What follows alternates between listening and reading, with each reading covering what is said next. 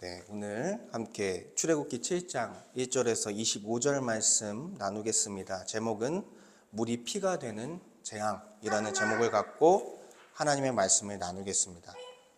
오늘은 이제 부활주일인데요.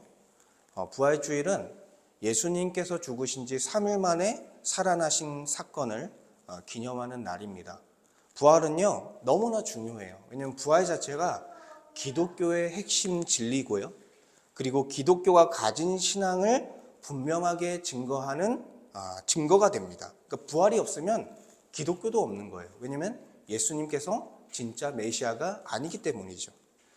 그래서 이 부활은요, 예수님께서, 죄 없으신 예수님께서 그 죄로 인한 죽음에 머물 수 없는 하나님의 아들이라는 것을 증명해 주시는 거예요. 그분은 죄가 없으시고 하나님의 아들이라는 것을 증명하시는 것입니다. 죽음 가운데 거할 수 없다라는 거예요. 그리고 그 부활을 통해서 하나님의 진노의 심판을 받아야 하는 우리 같은 죄인들이 예수를 믿고 죄를 탕감받고 죄를 사함받고 예수와 함께 부활 생명을 얻게 되는 그 은혜를 담고 있는 게 바로 부활의 내용이다라는 거예요. 그러니까 십자가 사건은 두 가지가 있는 거예요.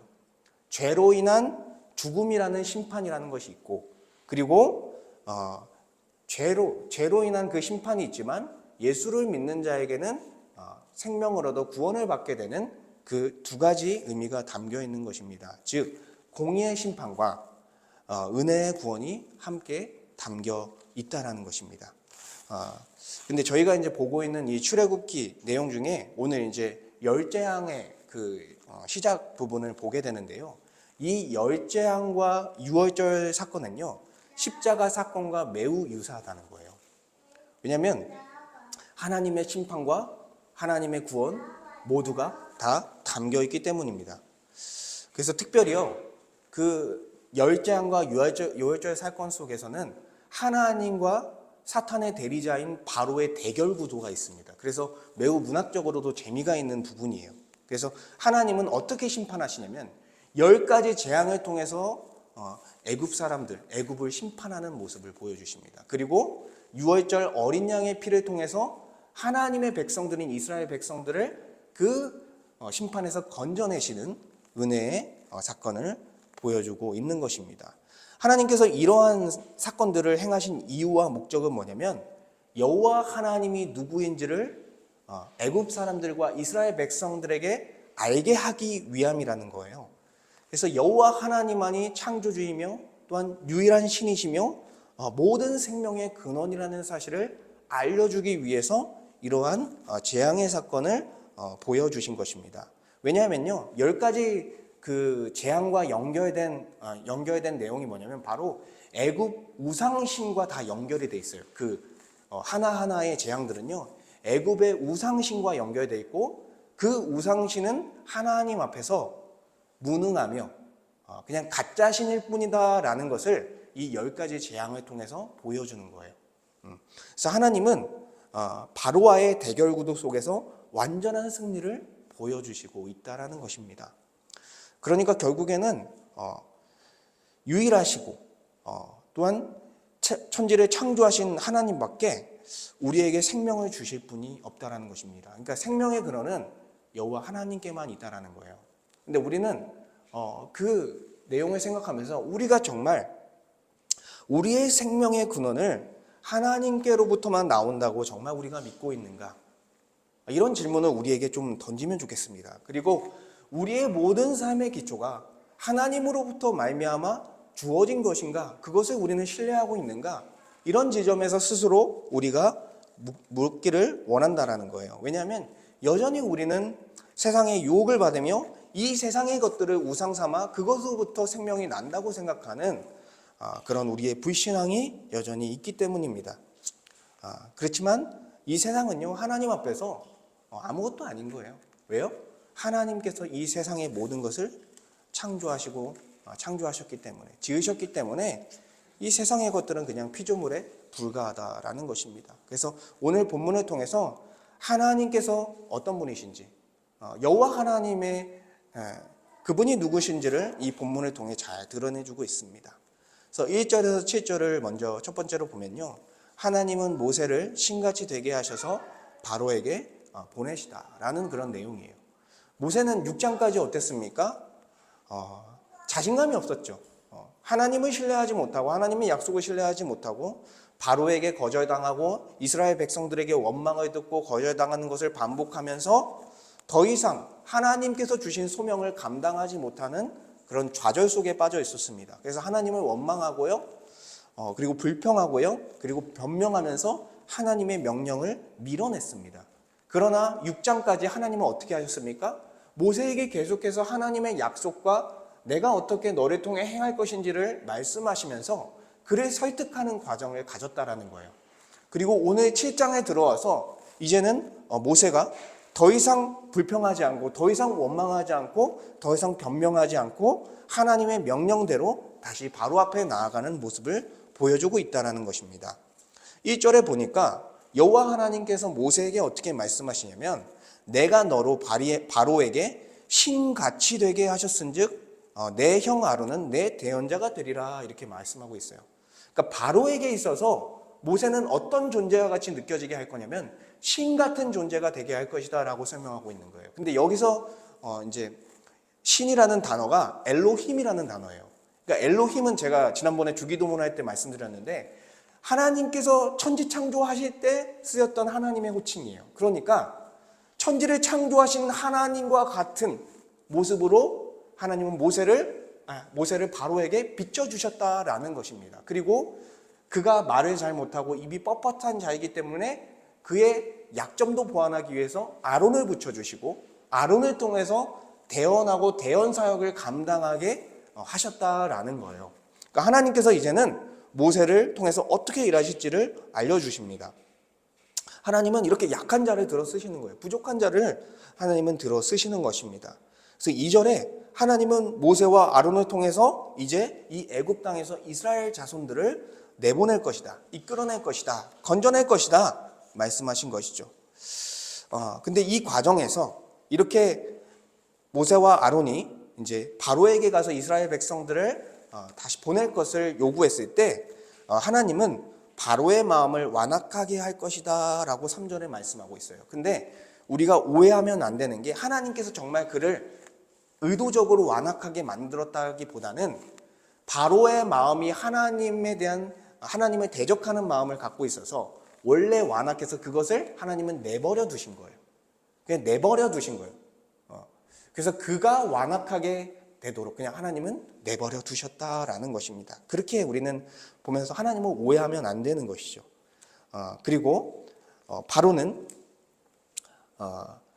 바로에게 하나님 자신이 이제 모세와 아론을 통해 표적과 이적을 행하게 할 것이다. 내가 하나님이라는 것을 드러낼 것이다 라는 것이죠. 그리고 나의 손을 애굽에 뻗쳐서 여러 큰 심판을 통해서 내가 여호와 하나님인 것을 알게 할 것이다 라고 말씀하시고 있는 거예요. 하나님의 분명한 목적이 있는 거예요. 이 재앙을 통해서 이 구속사역을 통해서 결국 하나님이 어떠한 분이신지를 분명히 하나님을 믿지 않는, 하나님을 신뢰하지 않는 그 세상 사람들에게, 그 애국 사람들에게 전달하고자 하는 목적을 갖고 있는 것입니다. 6절과 7절을 보면 더 이상 모세는 이전과 같은 행보로 나아가지 않습니다. 불순종하는 그런 모습으로 나아가지 않고 이제는 순순히 묵묵히 하나님의 명령을 따라가는 모습을 보이고 있는 거예요. 그래서 6절에 모세와 아론이 여호와께서 자기들에게 명령하신 대로 행하였더라. 7절에 그들이 바로에게 말할 때 모세는 80세였고 아론은 83세였더라.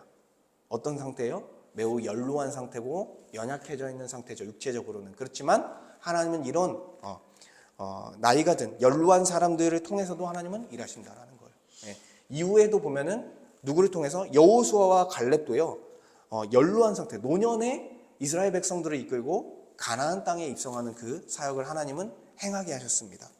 그러니까 하나님은 하시고자 하시면 하는 거예요. 그 사람의 모양이, 그 사람의 처지가 어떠하든지 하시고자 하면은 하시는 겁니다. 그래서 하나님께서 이스라엘 백성들을 구원하기 위해 신같이 되게 하신 그 모세를 보내신 것처럼요.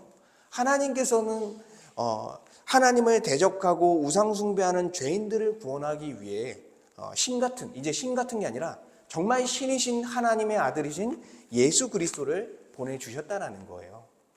그리고 십자가 죽음과 부활을 통해, 그 십자가 죽음과 부활을 통해 십자가 사건의 성취함을 통해서 죄인들을 위한 구원의 복음을 주님께서 우리에게 허락하셨다라는 것입니다. 그래서 우리는요, 하나님의 아들이신 예수 그리스도께서 우리 같은 죄인들을 구원하신 은혜에 감사해야 되는 것입니다. 하나님께서 우리 같은 죄인들을 위해서 우리의 형벌을 대신해서 담당해 주셨기 때문입니다. 그래서 우리는 죄 사함 받고 주님으로 인해서 이제 새로운 인생을 살게 된 것이죠. 그리고 예수를 믿는 자는 어떻게 됐습니까?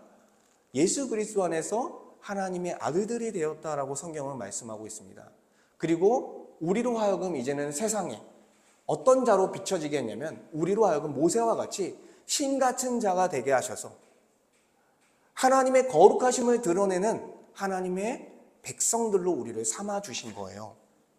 그래서 예수 그리스도가 우리에게 하나님의 아들로서 비춰준 것처럼 우리는 이제 그리스도 안에 들어간 자로서 하나님을 비춰주는, 하나님을 나타내는 백성이 되어서 하나님께서 우리를 그러한 소명을 주신 거죠. 하나님을 나타내는 소명을 우리에게 주신 것입니다. 그래서 우리는 거룩하게 살아야 되는 거예요. 우리의 소명이 결코 가볍지 않습니다. 우리가 거룩해져야 되는 이유는 뭐냐면 우리가 하나님께 속한 자이기 때문이에요. 하나님에 속한 이 세상과 구별된 하나님의 백성이기 때문이에요. 그리고 이 세상에 하나님의 거룩함을 나타내야 되는 그러한 사람들이기 때문에 우리는 신 같은 자가 돼서 모세와 같이 예수 그리스도 안에서 신 같은 자가 돼서 하나님의 사역을 감당하는 자가 되어야 된다는 것입니다. 그리고 두 번째로 8절과 13절을 보면 하나님은 아론의 지팡이가 애굽의 지팡이들을 삼키게 하신다라는 내용이에요. 모세는요 이제 망설이지 않고요 모세와 아론은 하나님의 명령을 따라 바로에게 나갔습니다. 하나님은 이렇게 말씀합니다. 바로가 너희들에게 이적을 보이라고 기적을 일으키라고 이야기할 때 너는 지팡이를 들어서 바로에게 던지라. 그것이 뱀이 될 것이다 라고 말씀하셨어요.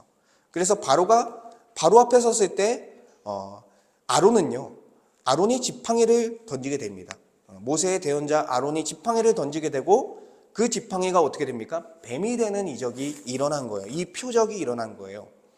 그래서 제가 지팡이가 상징하는 바가 뭐라고 했습니까?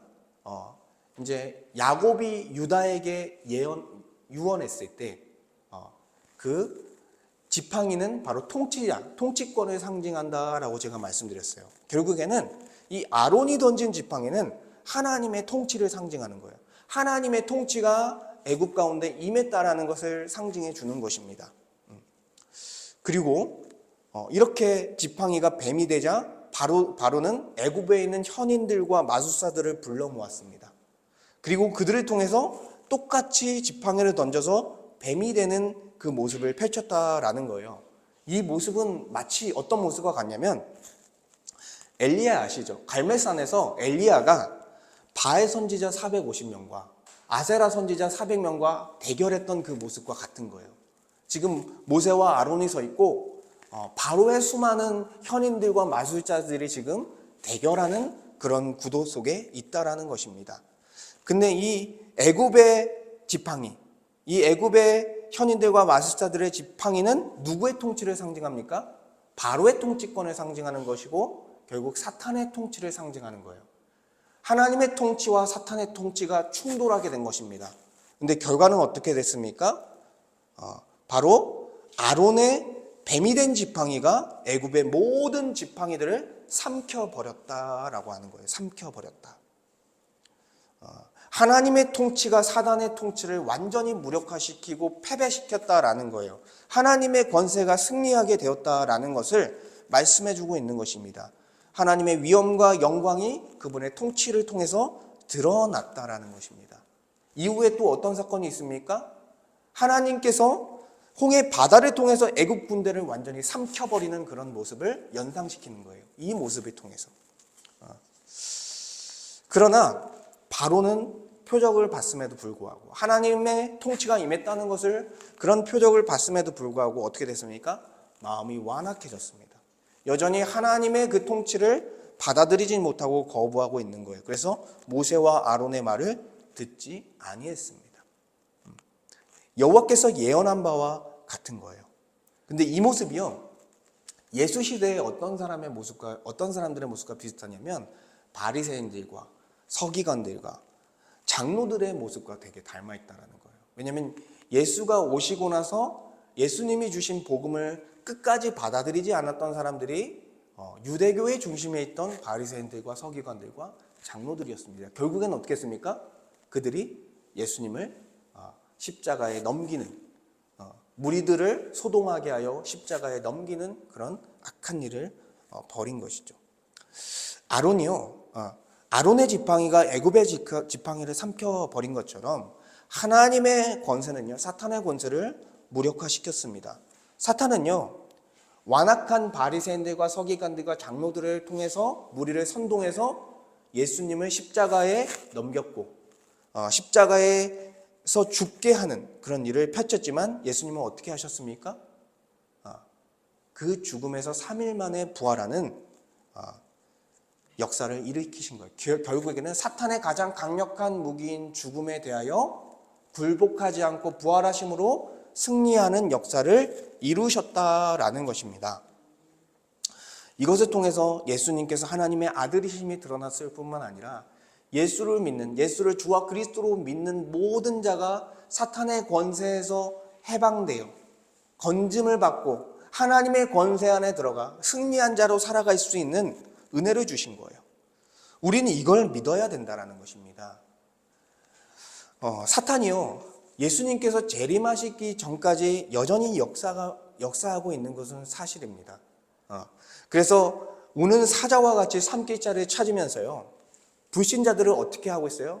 죄와 사망의 권세에서 벗어나지 못하도록 지옥에 보내려고 발버둥을 치고 있고요. 그리고 예수를 믿는 신자들이라 할지라도 어떻게 합니까? 계속해서 우리를 넘어뜨리고 망가뜨리고 하나님의 백성으로 살아가지 못하도록 방해하고 있다는 거예요. 근데 우리는 분명히 알아야 될 것이 뭐냐면 사단의 역사가 있다 할지라도 우리는 이미 예수 그리스도 안에서 승리를 얻었다라는 거예요. 사단과 하나님의 권세가 팽팽하게 있는 것이 아니라 이미 하나님께서 예수 그리스도의 십자가 사건을 통해서 사탄을 패배시키고 승리하셨으며 승전가를 올리고 있는 상황이 지금의 영적인 상황이다라는 거예요.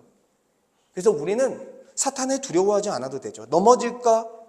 그리고 우리가 사탄으로 말미암아 어떤 불행을 겪을까? 그렇게 생각하는 것이 아니라 우리는 어떻게 생각해야 되냐면 더 이상 사망과 죄와 사망의 권세에서 우리는 이제 해방되었고 우리가 건짐을 받았고 더 이상 죄짓지 않고 살아갈 수 있는 은혜를 입었다. 결국 승리한 자로 이기는 자로 살아갈 수 있는 은혜를 얻게 됐다라는 것입니다. 즉 우리는요 죄를 짓지 않을 수 있는 은혜를 입게 된 거예요. 고린도전서 1장 30절을 보면 너희는 하나님으로부터 나서 그리스도 예수 안에 있고 예수는 하나님으로부터 나와서 우리에게 지혜와 의로움과 거룩함과 구원함이 되셨으니 아멘. 우리는요 예수 그리스도 안에서 지혜와 의로움을 받았을 뿐만 아니라 구원함을 받았을 뿐만 아니라 예수 그리스도의 거룩함까지도 받게 되었다. 그러니까 우리가 점점점 거룩해지는 그런 존재가 아니라요 이미 우리 존재 자체는 거룩한 존재가 된 거예요. 그래서 우리가 그러한 거룩한 존재가 되었다는 사실을 믿으며 살아갈 때 어떻게 됩니까? 죄 짓지 않고 살아갈 수 있는 은혜를 우리에게 주셨다라는 거예요. 그래서 우리가 이런 믿음을 갖고 살아가는 게 결국에는 우리가 승리한 자로 살아가는 거예요. 어쩔 수 없이 죄 짓는 게 아니에요.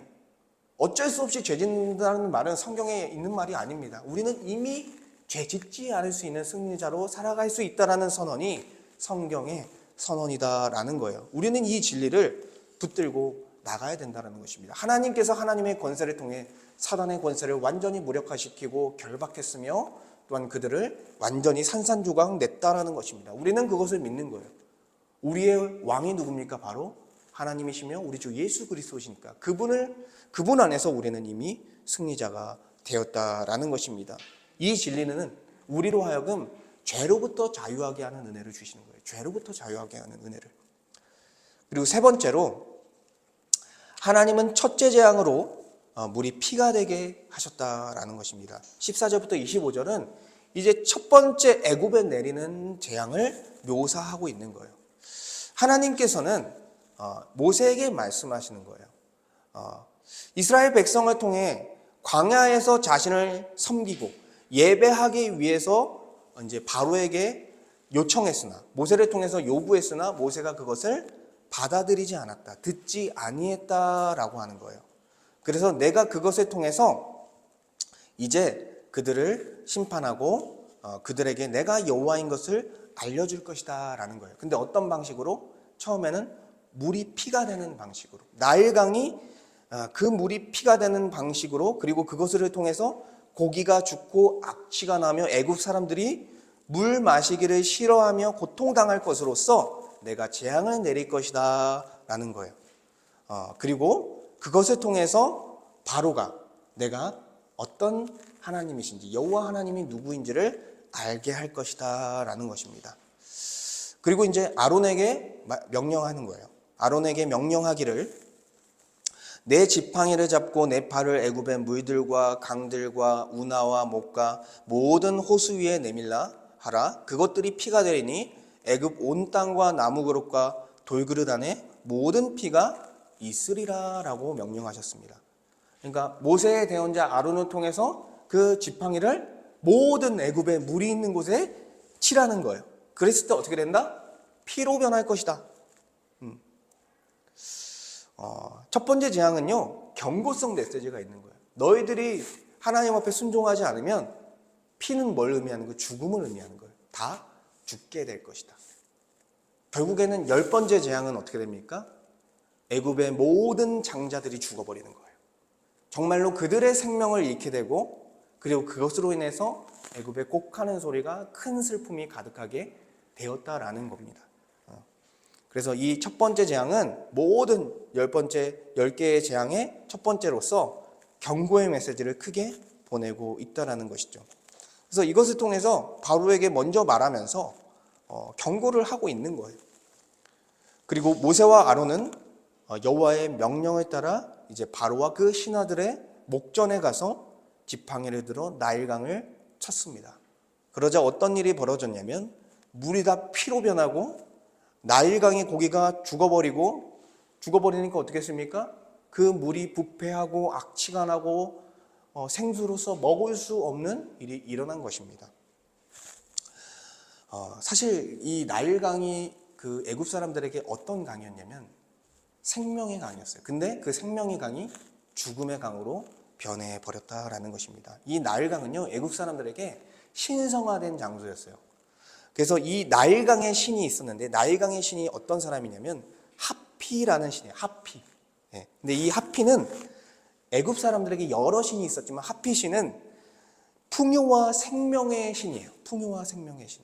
그러니까 이 나일강으로부터 애굽 사람들에게 생명을 주는 신이 바로 하피 신이다라는 거예요. 왜냐하면 이 나일강이요, 매년마다 범람했어요. 그래서 그 사막 지역을 매우 비옥한 땅으로 만들고 애굽에서 농사를 짓고 부유하게 풍요롭게 살 수 있는 역할을 해줬다라는 거예요. 그러니까 그 나일강을 우상 삼아서 하피신을 만들었고, 그를 숭배하는 우상 숭배를 이들이 행했다라는 것입니다.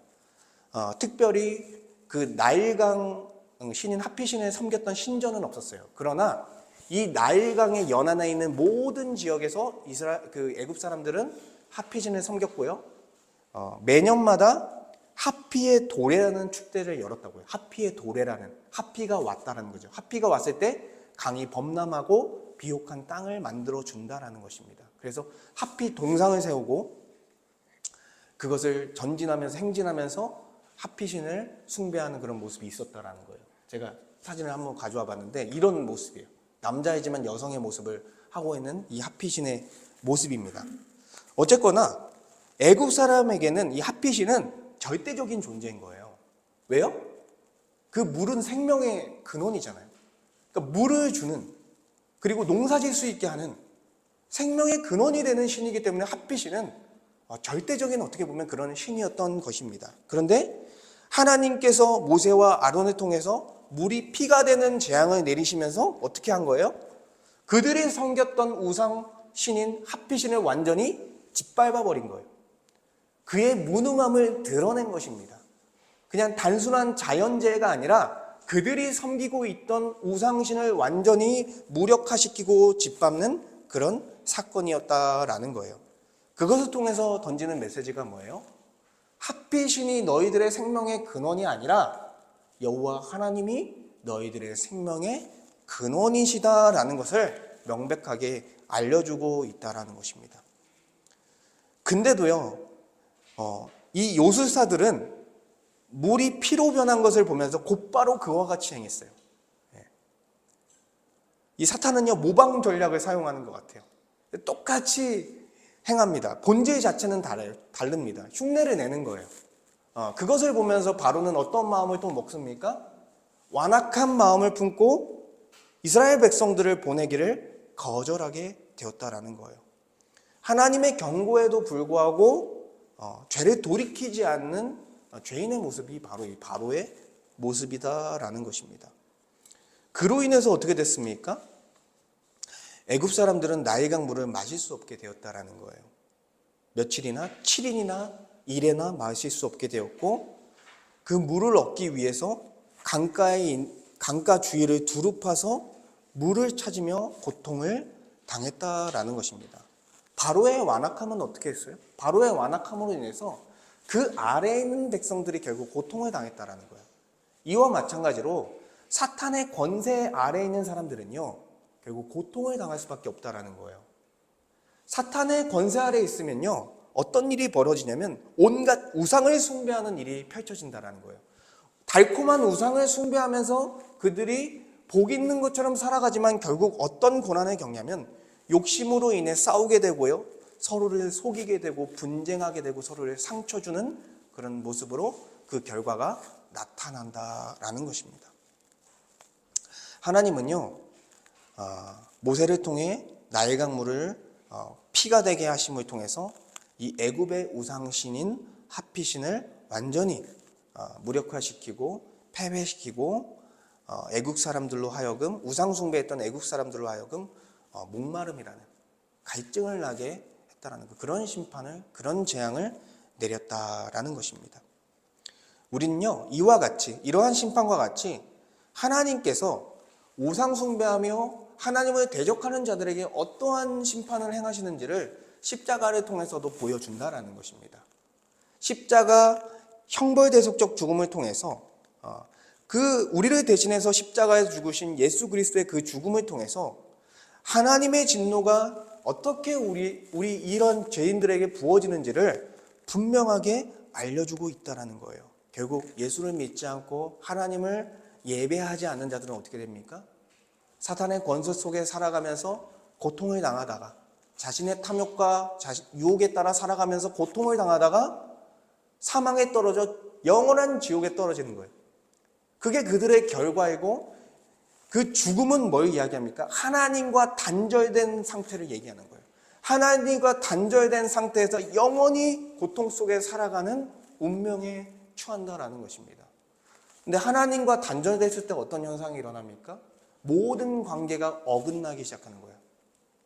하나님과의 올바른 관계, 그 사랑의 올바른 관계를 맺지 않았을 때 나와 함께 있는 사람들을 더 고통스럽게 하며 살아가는 그 죄인의 모습이 드러난다라는 것입니다. 나와 함께 있는 가족들, 내가 부리는 사람들, 나와 관계 맺는 모든 사람들이 결국에는 고통을 겪게 된다라는 거예요. 왜요?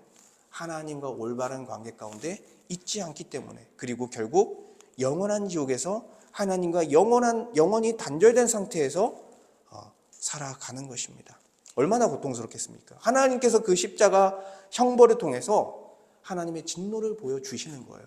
그냥 육체적인 진노뿐만 아니라 영적인, 하나님과 완전히 단절된 그 진노를 보여주시고 있다라는 것입니다. 그런데 그런 상황에서 우리가 형벌을 받아야 마땅한 자들이지만 하나님께서는 그 십자가를 통해서 우리를 건져주셨다라는 거예요. 그게 우리가 기억해야 될 부분이다라는 것이죠. 그리고 우리가 십자가를 묵상하면서 우리가 구원을 받았음에도 불구하고 너무나 쉽게 죄를 짓고요, 이 세상의 것들을 우상 삼아 살아가는 우리의 어리석음을 우리는 생각해야 된다는 것입니다. 내가 가진 돈, 내가 가진 물질, 내가 가진 지위와 명예, 내가 가진 어떤 관계들, 사람들, 내가 가진 어떤 삶의 모든 베이스들이 나의 생명의 근원이 되고 있다고 한다면 이거는 뭐예요? 애굽 사람들이 하피신을 섬겼던 것처럼 이 세상의 우상신을 섬기고 있는 우리의 모습이다라는 것입니다. 그것이. 어쨌든 이 세상의 모든 것들은 뭐가 될 수 있다라는 거예요? 우상이 될 수 있다라는 거예요. 그래서 우리는요, 이 세상의 것, 썩어질 이 세상의 것을 우상으로 삼을 것이 아니라 하나님이 주신 것, 하나님으로 말미암아 우리에게 주신 필요들, 우리의 삶을 영위할 수 있도록 하나님께서 허락하신 것들이다라고 우리는 생각해야 된다라는 거예요. 그래서 우리는 이 우상 숭배라는 그 큰 죄에 빠지는 것을 우리는 경계해야 된다라는 것입니다. 그래서 우리는 죄를 결코 가볍게 여기면 안 돼요. 하나님께서 십계명 1계명을 통해서 어떻게 말씀하십니까? 너는 나 외에 다른 신들을 내게 두지 말라라는 거예요. 여러분, 1계명이 무너지면 하나님만을 예배하는 것이 무너지면요, 다 무너지는 거예요. 모든 삶이 죄인의 삶으로 바뀌어 버리는 것입니다. 그래서 우리는 하나님의 진노, 하나님께서 예수 그리스도에게 행하신 그 죽음을 우리는 생각해야 된다는 것입니다. 그래서 이 10가지 재앙이 그 십자가 죽음과 연결해서 우리에게 경고를 하고 있는 것입니다. 그리고 우리는요, 함부로 죄 짓는 것을 우리는 조심해야 돼요.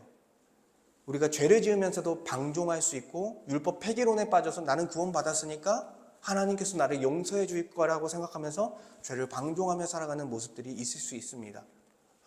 그렇기 때문에 우리가 그렇게 살아간다고 한다면 결국에는 우리가 죄 짓는 거는 어떤 거냐면 결국에는 하나님께서 예수 그리스도에서 우리에게 주신 그 십자가의 은혜를 모욕하는 거예요. 나 같은 죄인을 위해서 대신해서 죽으신 그 십자가 형벌 대속적 죽음을 당하신 예수 그리스도를 모욕하는 행위와 같은 것이다. 죄를 짓는 것은. 그래서 우리는 구원을 받았다고 하면은 어떤 일이 펼쳐져야 돼요? 어떤 일이 일어나야 돼요? 지속적인 회개가 일어나야 돼요. 우리의 영혼, 우리의 마음을 깊이 들여다보며 우리가 하나님 앞에 합당하지 않게 살아가는 그 모습들과 마음들이 있다면 그것들을 날마다 애통하며 회개하는 그런 모습들이 일어나야 된다라는 것입니다.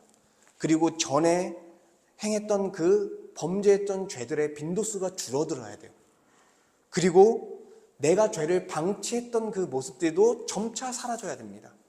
하나님과의 올바른 관계 가운데 하나님의 뜻대로 살아가는 질서 있고 아름다운 모습으로서 우리는 점차 변화되어져 가야 된다라는 것입니다.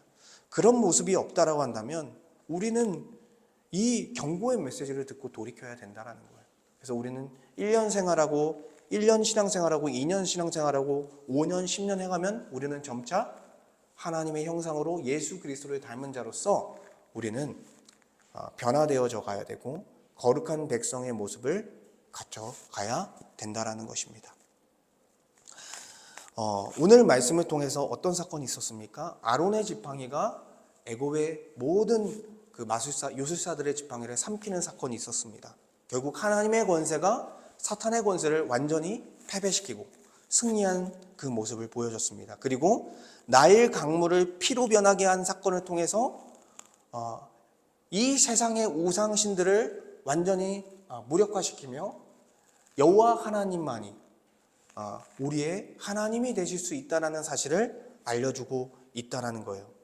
그래서 우리는요, 이 본문을 통해서 우리에게 있어서 유일한 하나님은 누구신가? 우리에게 있어서 이 세상을 창조하신 유일한 분은 누구신가? 우리의 생명의 근원이 되시는 분은 누구신가라고 생각했을 때 그분은 여호와 하나님이시구나라는 것을 우리는 알고 이미 알았지만 그것을 우리는 알고 고백해야 된다는 것입니다. 그리고 내가 혹시나 붙잡았을 그런 우상들, 내가 가진 물질, 내가 가진 지위, 내가 가진 능력, 내가 가진 관계들을 내가 우상 삼아 살았다면, 그것이 나에게 생명을 주는 생명의 근원이라고 생각하면서 그것을 붙들고 내가 살았다면 그것들을 이제는 쳐내야 되는 거예요. 그 우상들을 다 버려야 되는 것입니다. 그것들은 그냥 하나님께서 우리에게 주신 거예요. 우리의 삶을 영위해 나가며 우리의 신앙을 위해서 허락하신 것들이다라고 우리는 생각해야 됩니다. 이 피조물들은 경배의 대상이 아닙니다. 유일한 경배의 대상은 하나님이시다라는 것이죠. 그래서 우리는 하나님만을 예배하고 하나님만을 경외하며 하나님께로부터만 생명이 난다라는 것을 인정하며 우리가 거룩한 백성으로서 살아야 된다라는 것입니다. 그리고 우리의 모든 삶을 하나님 앞에 드리며 하나님 앞에 영광을 올려드리는 삶이 되어야 할 것입니다. 우리 함께 말씀을 가지고 좀 기도했으면 좋겠습니다. 하나님께서 우리 같은 자들을 이제는 신 같은 자가 되게 하셔서 이 세상에 하나님의 거룩함을 나타내는 백성이 되게 하셨습니다. 그리고 이제는 우리에게 담대하라 말씀하시면서 하나님의 권세를 통해 십자가 사건을 통해서 사단의 권세를 완전히 패배시키시고 우리로 하여금 이제는 더 이상 죄짓지 않고 믿음으로 순종하며 정말 하나님의 백성의 모습으로 거룩하게 살 수 있다라고 말씀하셨습니다.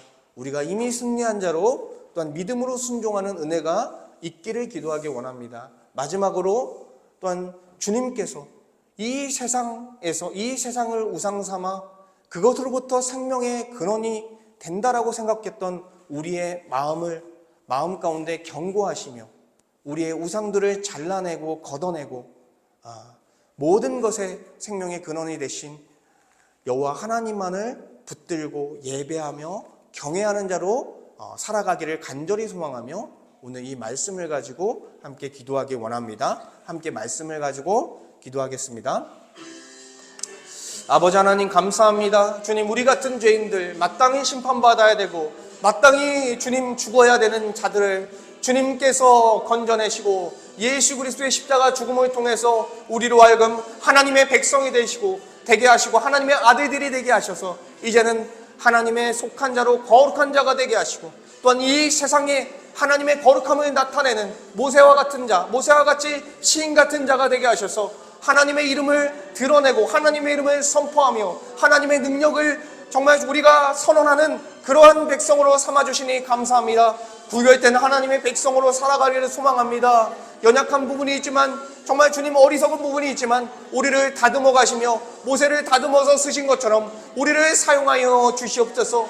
아버지 또한 주님께서 역사하여 주셔서 주님 정말 아론의 지팡이를 통해 정말 애굽의 모든 지팡이를 삼켜버린 것처럼 하나님의 권세를 통해 사단의 권세를 완전히 결박시키시고 무력화시키시고 패배시킨 승리를 주님께서 행하셨음을 십자가 사건을 통해 보여주셨습니다. 아버지 하나님 십자가를 통해 승리한 우리 승리자가 된 우리를 또한 붙들게 하시고 우리가 승리자가 되었음을 붙들게 하시고 우리가 죄에게 더 이상 어쩔 수 없이 죄 짓는다 말하지 아니하며 우리가 이제는 죄에 대하여 해방했으며 죄에 대하여 자유함을 얻었으며 우리가 하나님의 예수 그리스도의 거룩함을 받아 거룩하게 살아갈 수 있는 믿음으로 순종할 수 있는 자가 되었다라고 선언하며 담대하게 주님 거룩하게 살아가게 하여 주시옵소서. 담대하게 믿음으로 순종하는 자 되게 하여 주시옵소서. 주께서 붙잡아 주시옵소서. 또한 주님께서 또한 이 모든 세상의 우상들을 주님 깨부수며 하나님이 여호와 하나님이신 것을 드러낸 것처럼 우리가 이 세상에 있는 것들을 혹여나 붙잡았다면 그 우상들을 버리게 하여 주시옵소서. 여호와 하나님이 우리의 신이 되어 하나님만을 경외하고 하나님만을 예배하는 주의 백성으로 살아갈 수 있도록 주님께서 은혜를 베풀어 주시옵소서.